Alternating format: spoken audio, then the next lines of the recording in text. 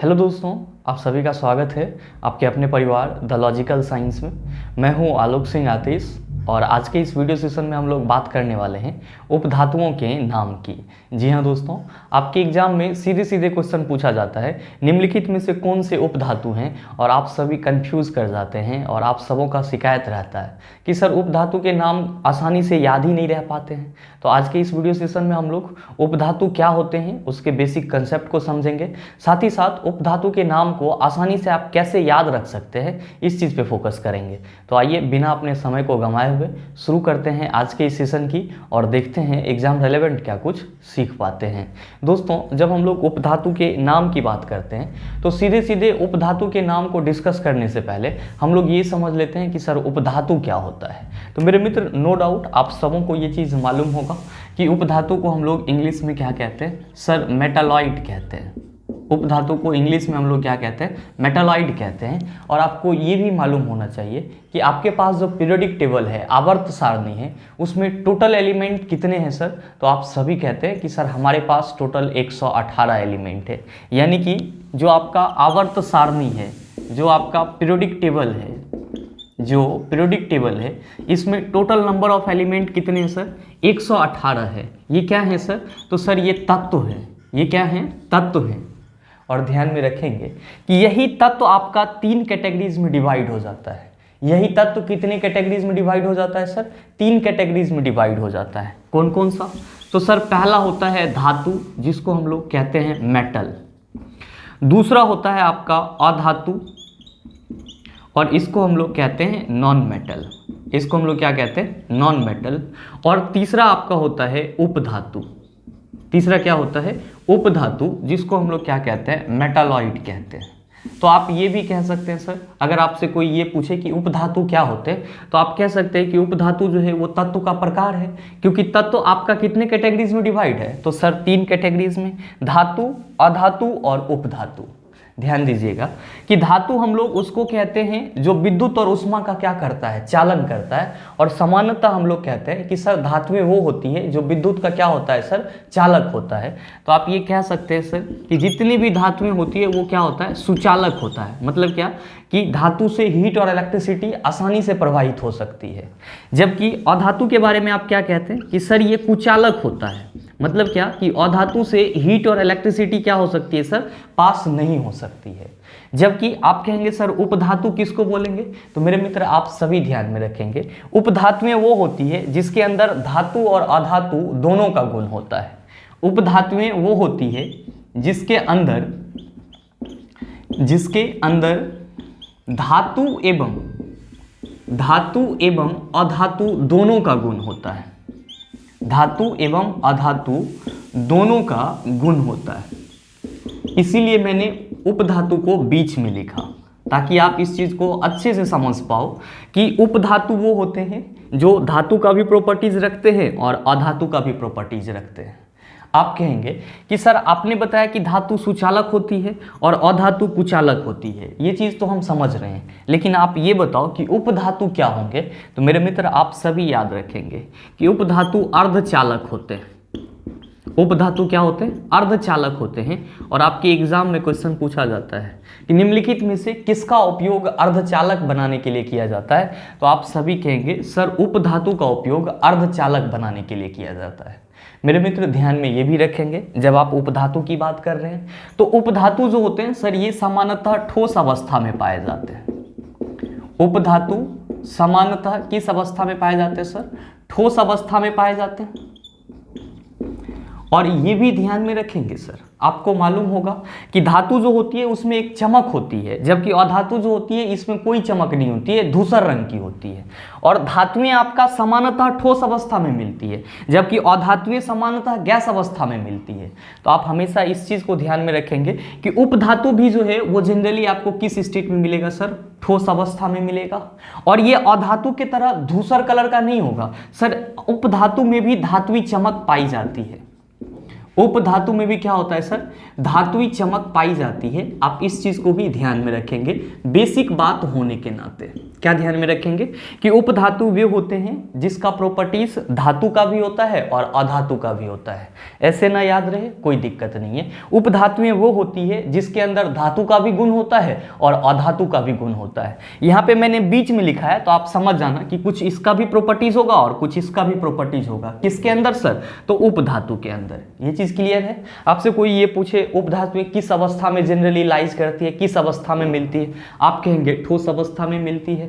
उपधातुओं में चमक होती है या नहीं होती है? आप कहेंगे हाँ होती है। कैसी चमक? तो धातुई चमक होती है। उपधातु का उपयोग किसके लिए किया जाता है? तो सर अर्धचालक बनाने के लिए किया जाता है। किसके लिए किया जाता है? अर्धचालक बनाने के लिए किया जाता है।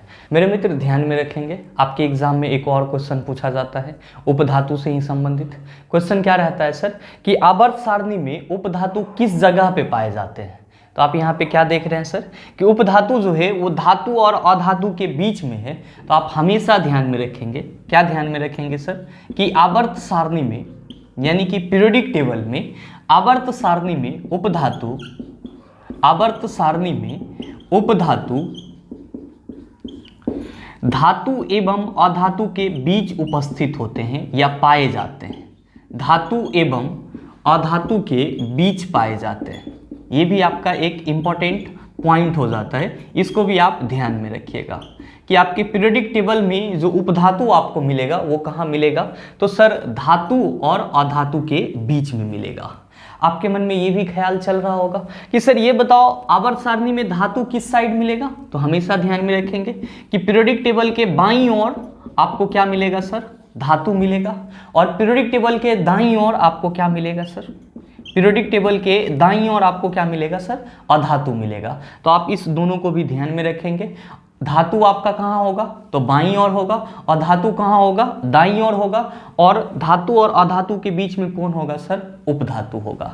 आप कहेंगे चलो सर ये तो बेसिक बातें थी, इस चीज को हमने समझ लिया, लेकिन ये बताओ कि उपधातु होते कितने हैं? तो मेरे मित्र आप सभी ध्यान में रखेंगे कि आपके पास टोटल उपधातु 7 हैं।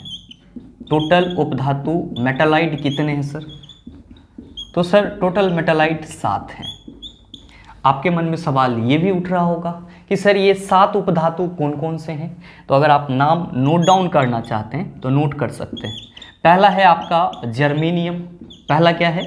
जर्मेनियम, जिसका सिंबल क्या होता है सर? Ge होता है। दूसरा है आपका सिलिकॉन। दूसरा क्या है सर? सिलिकॉन है और सिलिकॉन का सिंबल क्या होता है?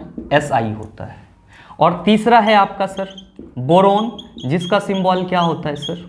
तो सर बोरोन का सिंबल B होता है। बोरोन का सिंबल क्या होता है सर? B होता है। आप कहेंगे सर चौथा कौन है? तो सर आर्सेनिक है। और आर्सेनिक का सिंबल क्या होता है? तो सर As होता है। आर्सेनिक का सिंबल As होता है। नेक्स्ट आपका पांचवा कौन सा है सर? तो सर पोलोनियम है। कौन है सर? पोलोनियम। और पोलोनियम का सिंबल क्या होता है सर? PO होता है। सिंबल भी याद रखेंगे और उपधातु के नाम को भी याद रखेंगे। दोनों तरह से आपके एग्जाम में क्वेश्चन पूछे जाते हैं। आप कहेंगे सर नेक्स्ट कौन सा होगा? तो भाई मेरे याद रखना, नेक्स्ट है आपका टेल्यूरियम। नेक्स्ट क्या है आपका? टेल्यूरियम। और टेल्यूरियम का सिंबल क्या होता है सर? Te होता है। नेक्स्ट है आपका 7वां एंटीमनी।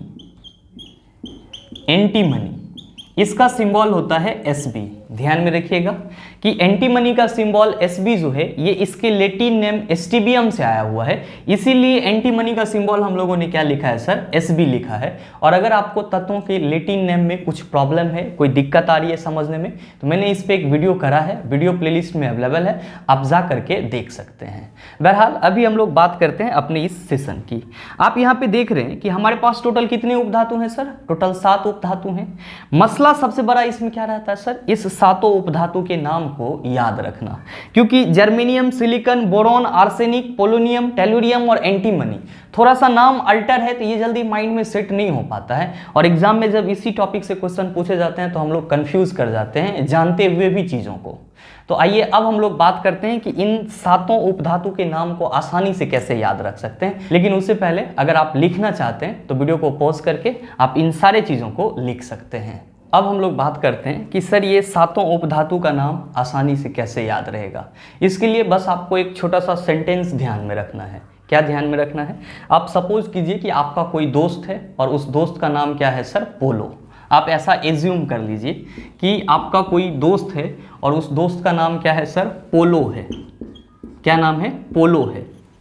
जब आप एक दूसरे से बात कर रहे हैं तो पोलो आपको क्या बोलता है? ये मान लीजिए कि सर आप हैं, ये आप हैं, तो पोलो आपसे क्या कहता है? यानी कि पोलो टेल, पोलो आपसे कहता है, तो कहना का इंग्लिश क्या होता है सर? टेल होता है। तो ये आपसे कहता है कि भाई अगर हम लोग जर्मनी चले जाएं तो वहाँ पे बोरा सील करके आसानी से पैसा कमा सकते हैं, यानी कि आसानी से मनी कमा सकते हैं। ध्यान दीजिएगा, आपका जो दोस्त पोलो है वो आपसे क्या कहता है? पोलो टेल, कि दोस्त जर्मनी जा करके बोरा सिलेंगे तो बहुत ज़्यादा मनी कमा सकते हैं। इसी को अगर आप थोड़ा सा अरेंज करेंगे तो ये सातों उपधातु का नाम आपको आसानी से याद रहेगा। आप कहेंगे सर कैसे अरेंज करेंगे? तो मेरे भाई बिल्कुल ही आसानी से कर सकते हैं। क्या कह सकते हैं सर? कि पोलो टेल, यानी कि पोलो कहता है, क्या कहता है? जर्मनी में बोरा सिल के, जर्मनी में बोरा सिल के आसानी से मनी कमाया जा सकता है, आसानी से मनी कमाया जा सकता है। ध्यान दीजिएगा, बहुत ही इजी सा चीज़ है, आपको ये चीज़ आसानी से याद रहेगा। बस आपको ये एज्यूम कर लेना है कि मेरा कोई फ्रेंड है जिसका नाम क्या है? पोलो है, और वो हमसे कह रहा है, क्या कह रहा है? कि जर्मनी में बोरा सिल के आसानी से मनी कमाया जा सकता है। आप कहेंगे लॉजिक क्या निकलता है इस बात का? तो भाई मेरे पोलो से आप क्या याद रखोगे? तो पोलोनियम याद रखोगे। पोलो से आप क्या याद रखोगे? पोलोनियम याद रखोगे। आप पोलोनियम के बारे में ये भी याद रखोगे कि ये सर मानव निर्मित पहला तत्व है। पोलोनियम जो है ये क्या है सर? मानव निर्मित पहला तत्व है। आप इस चीज़ को भी ध्यान में हमेशा रखना। और सबसे ज़्यादा समस्थानिक किसके पास है? सबसे ज़्यादा समस्थानिक किसके पास है सर? तो पोलोनियम के पास है। आप कहेंगे सर पोलोनियम के पास कितने समस्थानिक हैं? समस्थानिक समझ रहे हैं ना? जैसे कार्बन 612 और कार्बन 614 क्या है सर? आप कहेंगे सर समस्थानिक है। क्यों? क्योंकि समस्थानिक वे होते हैं जिनकी परमाणु संख्या समान होती है लेकिन द्रव्यमान संख्या क्या होती है? भिन्न होती है। तो सबसे ज़्यादा पोलोनियम के पास क्या है सर? समस्थानिक हैं। कितने सर? तो आप ध्यान में रखेंगे 27। और पोलोनियम जो है वो मानव निर्मित क्या है सर? पहला तत्व है। तो पोलो से आपको पोलोनियम याद रह जाएगा। टेल से आप अपने आप कह लीजिएगा सर ये तो टेल्यूरियम हो जाएगा। टेल से क्या हो जाएगा सर? टेल्यूरियम हो जाएगा। और मेरे भाई ध्यान में रखना, जर्मनी कहीं ना कहीं आपको जर्मेनियम लेके मिला देगा सर। तो ध्यान में रखेंगे सर, जर्मनी से आपका क्या मिलता जुलता है? तो जर्मेनियम मिलता जुलता है, जिसका सिंबल Ge होता है। अब देखिए, जर्मनी में बोरा सिल के, तो भाई बोरा से आप बोरोन याद रख लेना, बोरा से आप बोरोन याद रख लेना। सिल्के मतलब सिलिकॉन याद रख लेना। सिल्के मतलब क्या? सिलिकॉन, सिंबल क्या होगा? Si होगा। सिल्के आसानी से, अब आसानी से क्या आएगा? तो सर आसानी, इससे आप आर्सेनिक याद रख सकते हो। आसानी से आप क्या याद रख सकते हो सर? आर्सेनिक का नाम याद रख सकते हो सर, As हो जाएगा। मनी से आप क्या याद रख सकते हो? एंटीमनी। देखो आपका 7 नाम आपको मिल गया, आपका 7 उपधातु का नाम मिल गया। पहला आपने बोला पोलो टेल, तो पोलो से पोलिनियम पहला उपधातु। टेल्यूरियम तो ये सर दूसरा उपधातु। जर्मनी से जर्मेनियम ये सर तीसरा उपधातु। बोरोन, बोरा से आपका बोरोन ये चौथा उपधातु। सिल्के सर सिलिकॉन हो जाएगा, ये 5वां उपधातु हो गया सर। और फिर आसानी से आर्सेनिक छठा उपधातु। और मनी से आप एंटीमनी याद रख लेंगे, ये आपका 7 उपधातु हो जाएगा। बस ये सेंटेंस अगर याद रहा आपको कि पोलो टेल जर्मनी में बोरा सिल के आसानी से मनी कमाया जा सकता है, तो उपधातु के नाम आपको आसानी से याद रख सकते हैं। बस यही उपधातु के नाम को याद रखने का एक छोटा सा कंसेप्ट था। उम्मीद करते हैं आप समझ पाए होंगे। मेरे मित्र, जब आप इतना सारा कुछ जान लेते हैं तो आपके मन में कहीं ना कहीं ये भी जिज्ञासा जाग रही होगी कि सर उपधातु का अगर कुछ उपयोग बता देते तो ये पूरा टॉपिक ही कंप्लीट हो जाता। तो अगर आप चाहें तो वीडियो को पॉज करके इन सारी चीज़ों को नोट डाउन कर सकते हैं। और आइए हम लोग उपधातु के कुछ उपयोग भी होते हैं उसको भी डिस्कस कर लेते हैं। अब हम लोग उपधातु के कुछ उपयोग की बात कर लेते हैं जो आपके एग्जाम के लिए बहुत ही उपयोगी है। ध्यान में रखिएगा, 2-4 ऐसे उपधातु हैं जिसका उपयोग आपके एग्जाम में कहीं ना कहीं क्वेश्चन बन करके आपको मिल जाता है। उसमें है आपका पहला बोरोन। तो ध्यान में रखेंगे इसका सिंबल बी होता है और जनरली बोरोन का उपयोग हम लोग बोरिक एसिड नामक दवा को बनाने में करते हैं या फिर एंटीसेप्टिक बनाने में किया जाता है, कांच उद्योग में किया जाता है और खाद्य पदार्थ के परिरक्षण में किया जाता है। बोरिक एसिड आपके आंख के लिए बहुत ही उपयोगी होता है और जनरली आंख का जो दवाई बनता है उसमें बोरिक एसिड की कुछ न कुछ मात्रा जरूर रहती है। तो आप हमेशा ध्यान में रखेंगे कि बोरोन का उपयोग बोरिक एसिड बनाने में किया जाता है, कांच उद्योग में किया जाता है और साथ ही साथ एंटीसेप्टिक दवाओं के निर्माण में किया जाता है। नेक्स्ट है आपका एंटीमनी। ध्यान में रखेंगे सर, एंटीमनी का सिंबल एसबी होता है।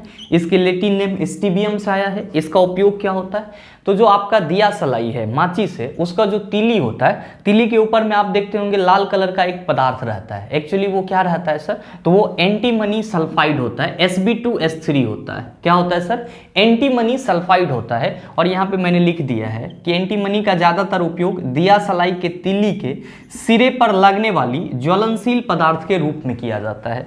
जो आपका माचिस का तीली होता है उसके हेड पे जो ज्वलनशील आपका पदार्थ रहता है वो किसका होता है सर? तो Sb2H3 का होता है, यानी कि एंटीमनी सल्फाइड का होता है। आप इस चीज को ध्यान में रखेंगे। नेक्स्ट है आपका जर्मेनियम। तो हमेशा ध्यान में रखेंगे सर, जर्मेनियम का उपयोग किस में किया जाता है? तो ट्रांजिस्टर बनाने में किया जाता है। किस में किया जाता है सर? ट्रांजिस्टर के निर्माण में किया जाता है। और सिलिकॉन का उपयोग नो डाउट आप सबों को मालूम होगा, कंप्यूटर चिप के निर्माण में किया जाता है। और ध्यान में रखिएगा कि अभी जो आपका न्यू वाला नवीनतम कंप्यूटर चिप बन रहा है सर, उसमें क्या रहता है सर? आर्सेनिक भी रहता है। आर्सेनिक का क्या? तो सर गैलियम आर्सेनाइड नामक यौगिक है जिसमें क्या होते हैं सर? आर्सेनिक पाए जाते हैं। और इस यौगिक का भी यूज किस में किया जाता है? कंप्यूटर चिप के निर्माण में किया जाता है। तो आप ये भी कह सकते हैं कि सर कंप्यूटर चिप के निर्माण में आर्सेनिक और सिलिकॉन दोनों का उपयोग किया जा रहा है। नेक्स्ट यहाँ पे है टेलुरियम। तो ध्यान में रखेंगे कास्ट आयरन के निर्माण में किया जाता है। और सेरामिक में जो टाइल्स वगैरह होता है सर, उसमें थर्मल शॉक से बचने के लिए किसका उपयोग किया जाता है? टेलुरियम का उपयोग किया जाता है। मेरे मित्र एक और खास बात आप ध्यान में रखेंगे कि बोरोन जो है ये सर क्या है सर? मोस्ट एक्सप्लोसिव उपधातु है। मतलब क्या कि विस्फोटक उपधातु है। बोरोन आपका क्या है सर? विस्फोटक उपधातु है। आप इस चीज को भी ध्यान में रखिएगा। मेरे मित्र एक और खास बात ध्यान में रखिएगा, आपके एग्जाम में ये क्वेश्चन भी पूछा जाता है कि आपके आवर्त सारणी में इक्का सिलिकॉन के नाम से कौन जाना जाता है? आपके आवर्त सारणी में इक्का सिलिकॉन के नाम से कौन जाना जाता है? तो आप सभी हमेशा कहेंगे सर इक्का सिलिकॉन के नाम से जर्मेनियम जाना जाता है। इक्का सिलिकॉन के नाम से कौन जाना जाता है सर? जर्मेनियम जाना जाता है। मेरे मित्र अगर आपको उपधातु के बारे में इतना सारा कंसेप्ट मालूम है तो मेरे ख्याल से उपधातु से जो भी क्वेश्चन पूछे जाएंगे आपके एग्जाम में उसका जवाब आसानी से दे पाएंगे। उम्मीद ये भी करते हैं वीडियो आपको अच्छा लगा होगा। अगर आपको वीडियो अच्छा लगा तो वीडियो को लाइक कीजिएगा, शेयर कीजिएगा और हाँ, अगर चैनल पे नए हैं तो सब्सक्राइब करके बेल आइकन दबा लीजिएगा ताकि इस तरह के एग्जाम रेलेवेंट वीडियो सबसे पहले आपके पास पहुँचे और आप उसका भरपूर फायदा उठा पाए। मिलते हैं फिर अगले सेशन में, तब तक के लिए best of luck. Thank you, have a nice day.